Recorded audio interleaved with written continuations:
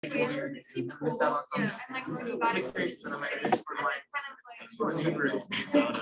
And it's 6:05, so we want to go ahead and get started. So, yeah. So we want to get started, guys. It's 6:05, so yeah, people might come in still, but that's all good. So first of all, I just wanted to say welcome to the Ornithology Club. It's so exciting that we're back in person. It's so good. There's so many people here that I feel like I haven't seen since like pandemic started. So it's so good to be in person with you guys. My name is Cassie Ficker. I'm the president of the club. And I'll get to introductions for the officers in a second. But first, I just want to tell you guys a bit who we are. I don't remember which people were. I'm great technology, guys. Yeah, so this meeting is going to be much shorter than like a typical meeting would be, but just kind of introduce who the club is, what we do. And then hopefully plenty of time at the end. I really enjoy this meeting because it's a good chance to get to know people, eat pizza at the end. And it's fun looking back at the end of the year after you've gone on trips, gone on all these meetings, and be like, hey, I remember meeting this person on the first day. So basically, who is the club? And our description we have on Facebook is that we unite students with common interests related to avifauna. So basically, it's birding, conservation, and networking are our biggest things we do. So a lot of birding going on trips, conservation, we have research we'll be talking about, then networking, either with peers at OSU with an interest in birding, with professionals in the field, we've had people from like Division of Wildlife come in, with professors, just all sorts of things. So first I want to kind of introduce you to who the officers are. So I'll start with myself. Like I said, my name is Cassie Ficker. I'm the president. So let's see, I've been part of the club since I was like a senior in high school. The club was much smaller at the time. Can't believe how many people are here now.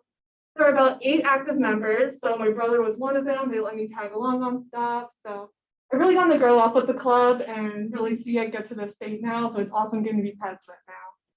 I've been birding for 13 years, started in 3rd grade. I'm from Cincinnati, Ohio.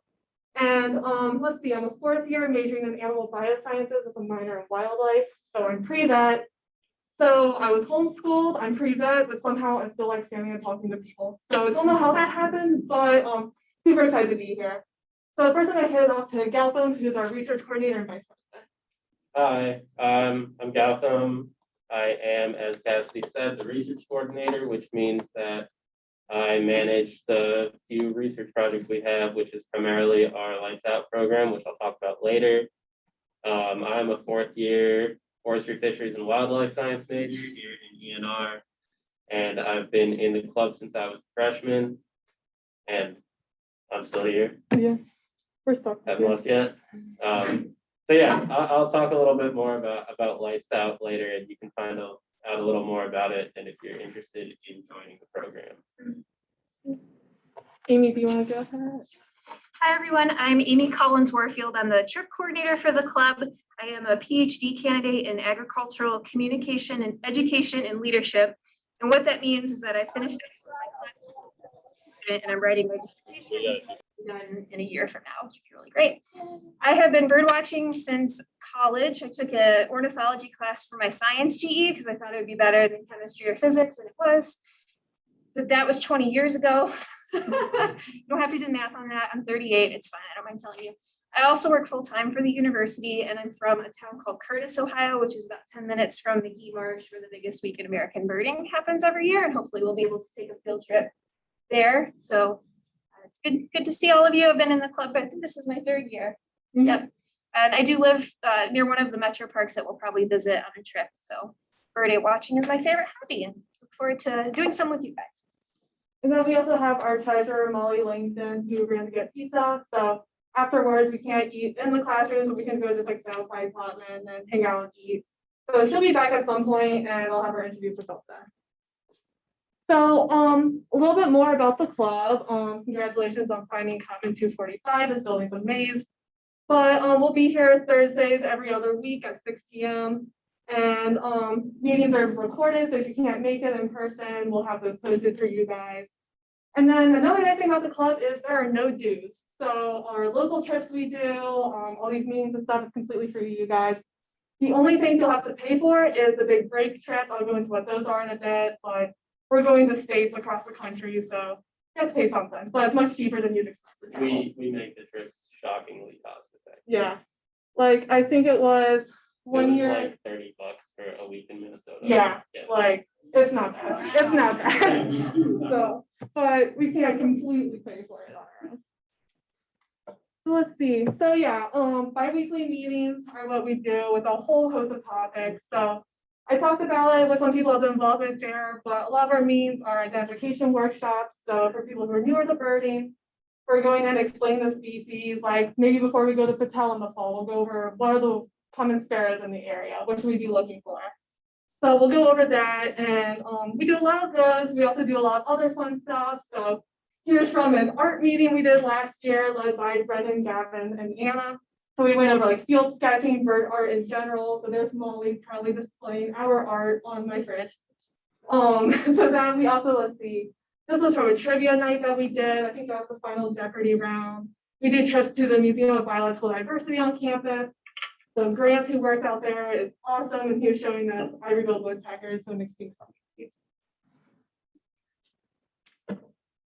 So we also do a lot of local field trips. So these are birding in places around Columbus, close by. Some favorites are Battelle, Blendon Woods, Pickerington Ponds. And then in the middle shows what a lot of club people say is like their favorite are weekly river walks. So I'll show later, but we'll be doing our first one of those tomorrow. But what we do is we go to the Olentangy River Trail and walk up to the wetlands. It's a good chance to see some birds very close by. Don't have to drive anywhere and get to know people really well. So yeah, we do a lot of different trips, and if you don't have a car, don't worry about it. We work around the group me or email list, different rides, transportation, find out who has cars, how many people are going, all that good stuff. If you don't have binoculars, don't worry, we have some to share. Yes, I have that right here. So yeah, so we have some called binoculars. Once we gauge like how much interest there's going to be this year, we're probably going to order more. But yeah, we'll bring some for the day trip. People can send a message ahead of time like, hey, can you bring some binoculars for me today? And then you can borrow them for that day, but with people coming to like some trips and not others, we prefer that you give them back at the end of that trip, just so we have them for the next person who needs them. First come, first served basis. They're not the nicest pair, but they work. So it definitely helps. And if you have your own, definitely bring them. And for different trips that are more like shorebirds or duck focus, that sort of thing, we'll have spotting scopes that some of us bring, so people can see really well. We just take turns looking through those. So then shifting gears a bit to lights out. So this is our biggest research project. So as research coordinator, I'm gonna have Galvin talk about that. All right. So Lights Out is our research project here on campus that is an avian window collision, building collision monitoring program. It is also a very small part of a much larger initiative across United States, North America, Matt? How big is Lights Out? North America? Across all of North America. To turn off building lights in large cities at night to prevent millions and millions and millions of birds dying. I think the numbers are up to like 900 million a year, something like that. So basically what we do on campus here is that we go out early in the morning before class and we walk the buildings. We look for birds that have collided with the buildings, and we collect a lot of data on these birds, and we do try to take birds that have hit and are still alive. We take them to a rehabilitation center and they will eventually get released back into the wild if they are able. It's a great opportunity to do something that looks really good on your resume, because this is a pretty legit research project we have going on here. Good way to get experience with identification, with just generally getting involved in fieldwork, because I would say that this does qualify as scientific fieldwork. And like it says here, opportunities to get involved with Ohio Bird Conservation Initiative. And we have Matt Schumar here, who is pretty much in charge of it. Yep. Yeah, program coordinator for the Ohio Bird Conservation Initiative. He's a very good person to know. OSU Museum of Biological Diversity, that's where we take the specimens we collect. They can use those specimens, they will make study skins that can be used for genetic analysis in future research projects, things like that. And we do have a group me, which is the last thing. If you are not already in the group me and this sounds like something you're interested in, let me know at the end of the meeting. If you think you might be interested, you're not quite sure, Talk to me with any questions you may have. It's kind of a lot to explain, but you know, it's a good time. We do our best with it. One more thing I was gonna say. Training. Yeah, because this is an official Ohio State University research project, you do have to be added to, you know, fully trained and legit to work on the project. So there are a few training modules you have to complete. And historically, that's been a complicated process with its share of technological difficulties. So we're gonna meet over Zoom next Monday at 7 p.m. It should only take about 20 minutes, but I will just walk everybody through these trainings. So in about 2 weeks, you can be good to go to start monitoring with us for the fall semester if that's something you're interested in. Oh, that's what I was gonna say. It doesn't have to be a huge time commitment. You wanna come out, you know, 1 day a week, 2 days a week, just whenever you have spare time, that's fine. You don't have to, not something you have to have set hours or be super committed to. You want to, you can, of course. But yeah, we'll meet next Monday at 7 over Zoom. If you can't make it then, we'll try to set up another date for any folks who can't do that. And we'll just walk through the training. It should only take about 20 minutes. And the trainings, once you get walked through the module, should only take you about an hour or so. So it's not that big of a time commitment. I think that's it. Yeah, and we did record the training too, so if you can't make Yeah. it that day, or you're going back and doing it later, and you're like, wait, how did I get to this? You can scroll back, see. So, thank you, Jocelyn. Well. All right, so another part of the club is our outreach we do. So we're really happy with a lot of the opportunities that people approach us with in the club. So just there are a few up here of kind of stuff we do. One is we like to partner with the Ohio Young Birders Club.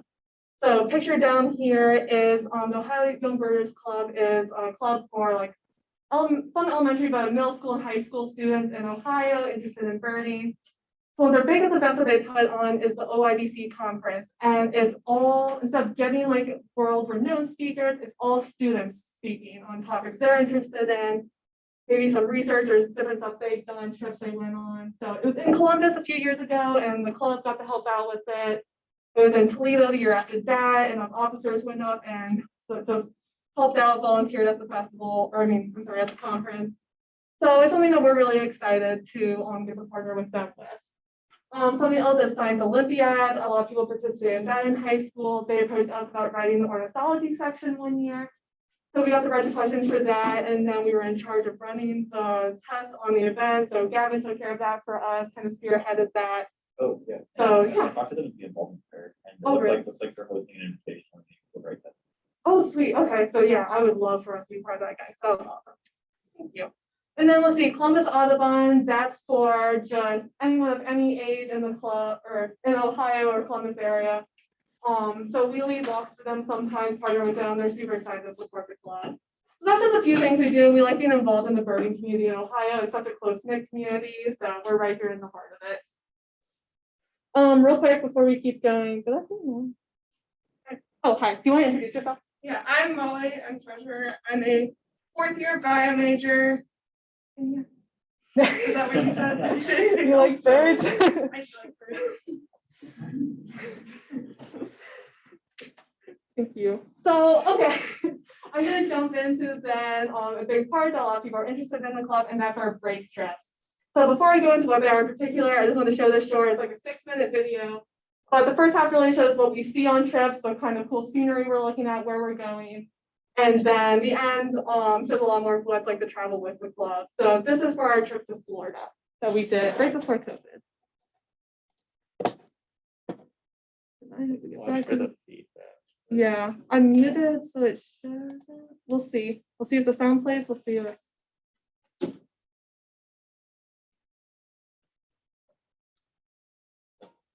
Is it playing?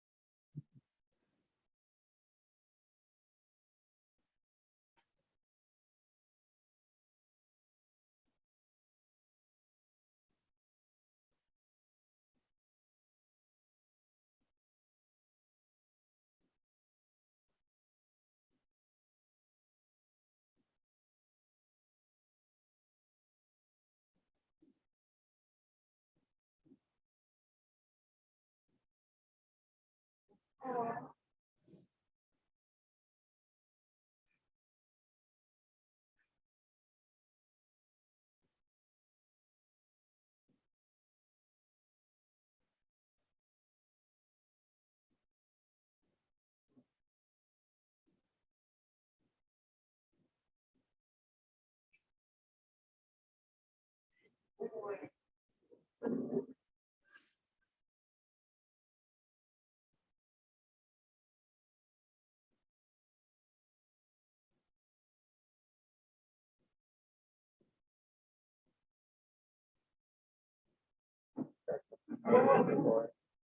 think I saw that part of it before. I don't know. I don't know.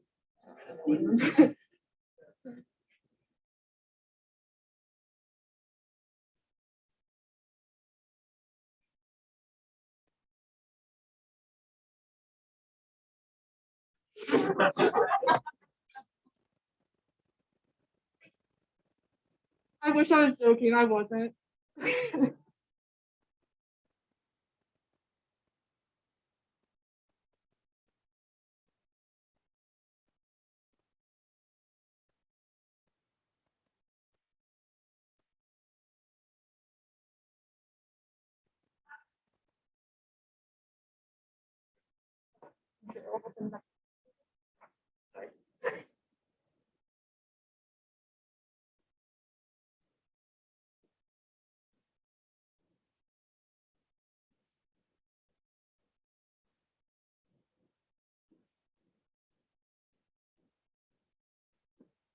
What is that, guys? I don't know. I walked in the house and got something cooking.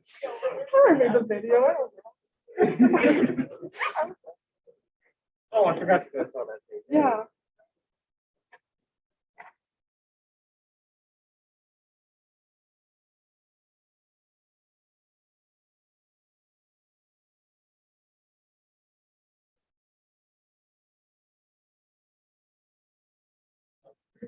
Or it's surrounded.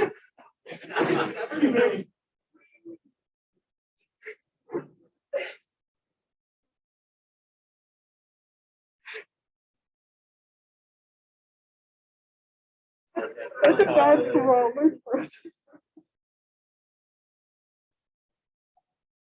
Playing Old Town Road. What? Playing Old Town Road. Yeah. Yeah. How did Oh, I you know? know it. You know it. Vividly.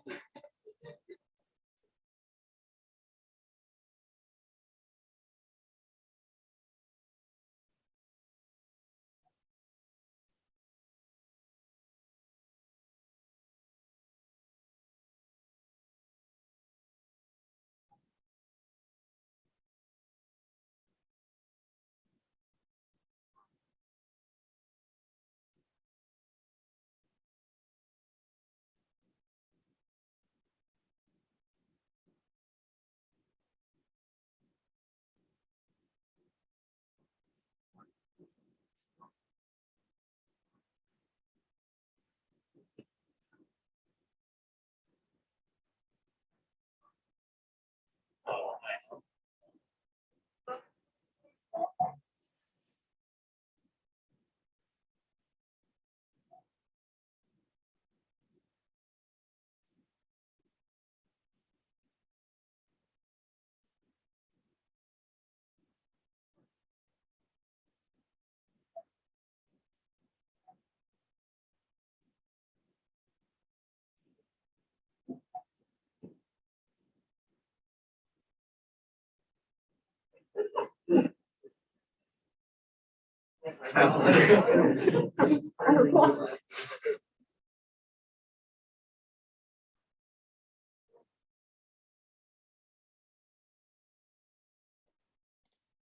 So as you can tell, we are completely serious. We have no fun on our trips at all. Yeah, No goofing all around, business. nothing. I gotta figure out how do I. There, I got it. So yeah, break trips. So much fun. It's such a great time. So we're gonna figure out the logistics. Before I go into like an overview of each one, we'll have information plenty in advance. It's limited the number of people who can go, so we'll have a way of reserving your spot. These do cost money, but like we said before, not a ton compared to what it would be to travel on your own to this trip. And we'll try to get as many people as Yeah. wanna go. on Yeah, the it's not trip, limited to like 4 people. No, you can see like from the Florida, we have good size groups. that And the come. Florida trip was a pretty small one. Yeah, that was a Yeah. small. Minnesota was Yeah, 16. 16. Yeah. One house, that was a fun time. But yeah. So just a brief overview of kind of what we do for each one. We also haven't decided for sure where we're going for every trip. This is just kind of where we've gone in the past. We're still figuring out exactly what, but Cape May, we're pretty set on for this fall. So located in New Jersey, it's a great migration spot in the fall. We actually have a few OSU alums working out there this year. So Doug Whitman, if you guys know him, he's working out there this year. Gerald Redd was in the club last year. He's working out there now. But yeah, Cape May is really divided into a ton of different areas for migration. There's a morning flight spot as warblers and other songbirds are migrating over in the mornings. You can stand up on this dike and see them as they're flying over. There's a hawk watch platform as hawks are migrating and streaming over. Sea watch, looking at birds all over the ocean. So there's a huge diversity, variety out there. And it's just a great time seeing lots of different species. Pictured we have clapper rail seen out there and salt marsh sparrow, which is a specialty of those kind of salt marsh habitat right on the coast like that. Winter break, we've gone to Minnesota for the past 3 years, up in the Saxon Bog area. So that's really known for its owls are the main highlight people go for, like the great gray owl down here.